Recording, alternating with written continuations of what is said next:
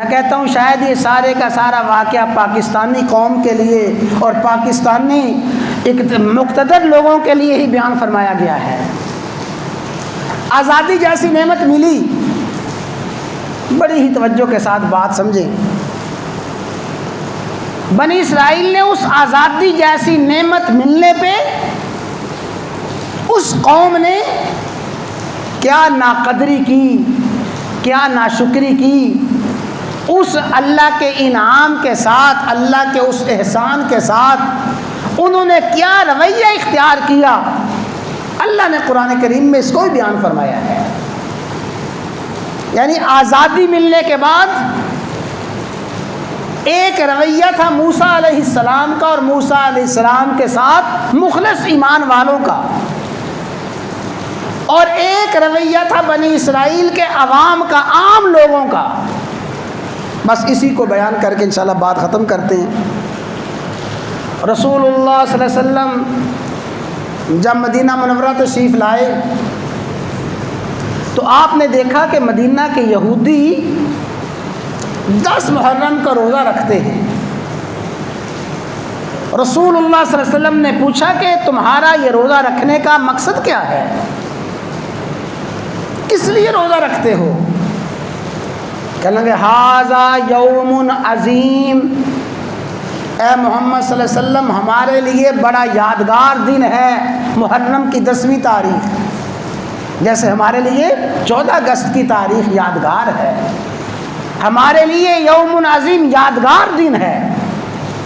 میں کیا یادگار دن ہے؟ اللہ تعالیٰ نے اس دن میں ہمارے نبی موسیٰ علیہ السلام کو فتح عطا فرمائی، اور اللہ نے ہمارے آباء و اجداد کو آزادی جیسی نعمت عطا فرمائی۔ ہمارے آباء و اجداد اور ہماری قوم آزاد ہوئی۔ اللہ نے فرعون کو غرق فرمایا، موسیٰ علیہ السلام کو فتح ہوئی۔ فصامہ شکرم، اللہ تعالیٰ کے اس انعام ملنے پہ، اللہ کی اس نعمت ملنے پہ، آزادی کے حصول پہ اور آزادی حاصل ہونے پہ بطور شکرانہ موسیٰ اور موسیٰ کے ایمان والوں نے، موسیٰ پہ ایمان لانے والوں نے شکرانے کے طور پہ روزہ رکھا۔ روزہ اس لیے رکھا کہ یہ اللہ تعالیٰ کا شکر ہے کہ اللہ نے ہمیں اس دن آزادی جیسی نعمت عطا فرمائی تھی۔ موسیٰ علیہ السلام نے اور موسیٰ علیہ السلام کے ساتھیوں نے آزادی کے دن، آزادی کے حصول پہ روزہ رکھ کے اللہ تعالیٰ کا شکر ادا کیا۔ یہ ہے اہل ایمان کا جشن آزادی منانے کا طریقہ۔ اللہ تعالیٰ کا شکر ادا کیا جائے، اللہ کی عبادت میں، اللہ کے ذکر اذکار میں لگا جائے۔ اس کی مزید تفصیل انشاءاللہ پھر عرض کی جائے گی۔ تو موسیٰ علیہ السلام نے آزادی کے حصول پہ روزہ رکھا، اور جو عام لوگ تھے جن کا ایمان پختہ نہیں تھا، کچے ایمان والے، انہوں نے کیا کیا وہ بھی سن لیں۔ جو ہی جاوزنا ببنی اسرائیل البحر، وہ بحر کلزم کو عبور کیا، ابھی انہوں نے دیکھا ایک لمحے پہلے کہ دریا نے ہمیں راستے دیے ہیں، دریا میں سے صحیح سالم آ گئے، ان کی آنکھوں کے سامنے فرعون غرق ہوا ہے، فرعون کو غرقابی ہوئی اور بنی اسرائیل کو آزادی ہوئی۔ انہوں نے کیا کیا؟ فرمایا فَأَتَوْا عَلَىٰ قَوْمٍ، جو ہی باہر نکلے، دریا سے باہر نکلے، ایک قوم پہ نظر پڑی، چند لوگوں کو دیکھا، یعکفون علی اصنام لہم، اپنے بتوں کے سامنے، اپنے جھوٹے معبودوں کے سامنے جھکے ہوئے ہیں، ان کی پرستش کر رہے ہیں، ان کی پوجا کر رہی ہیں۔ بنی اسرائیل نے چند لوگوں کو دیکھا کہ وہ بتوں کے سامنے جھکے ہوئے ہیں، تو فوری کہنے لگے یا موسیٰ اجعل لنا الہا کما لہم آلہہ، اے موسیٰ جیسے اس قوم نے اپنے خدا بنائے ہوئے ہیں، اے موسیٰ ہمیں بھی کوئی ایسا خدا بنا دے۔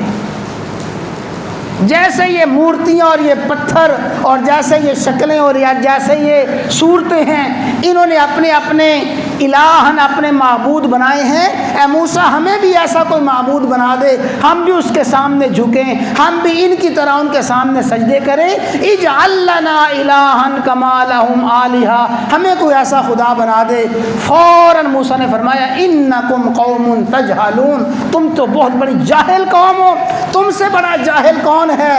دیکھتے نہیں کہ تمہارے سچے معبود نے تمہاری کیسی مدد کی ہے، تمہیں کیسی آزادی عطا فرمائی ہے، اب اس سچے معبود کو چھوڑ کے جھوٹے معبودوں کے پیچھے پڑ رہے ہو۔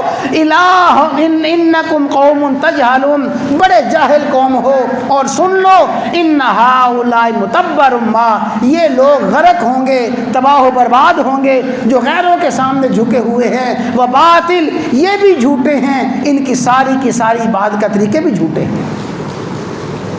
حضرات گرامی، یہ ہے وہ رویہ جو بنی اسرائیل نے آزادی ملنے پہ اختیار کیا کہ حقیقی معبود کو جس نے آزادی دی تھی بھول کے دوسروں کے پیچھے چل پڑے۔ یقیناً اگر پاکستانی قوم کا موازنہ کیا جائے اور پاکستانی حکمرانوں کا اور عوام کا موازنہ کیا جائے، اللہ کی نعمت، اللہ کی عظیم نعمت آزادی ملنے پہ جیسی ناقدری بنی اسرائیل نے کی، پاکستانی قوم اس سے پیچھے نہیں بلکہ 2 ہاتھ آ گئی ہے۔ اور اس کے ساتھ آزادی کے ساتھ کیا کھلواڑ کیا اور آزادی کے ساتھ کیا مذاق کیا بنی اسرائیل نے، اللہ نے وہ سارے کا سارا واقعہ بیان فرما کے پاکستانی قوم کو آگاہ کیا ہے کہ پھر جو بنی اسرائیل پہ ذلت اور مسلط طاری ہوئی، یہ بنی اسرائیل کے نقش قدم پہ چلنے والی پاکستانی قوم جس نے آزادی کی ناقدری کی ہے، بنی اسرائیل جیسے انجام سے بچ نہیں سکتے، اسی انجام کا شکار ہے اور شکار رہیں گے تا وقت کہ اللہ کے حضور سچے دل سے توبہ نہ کر لیں۔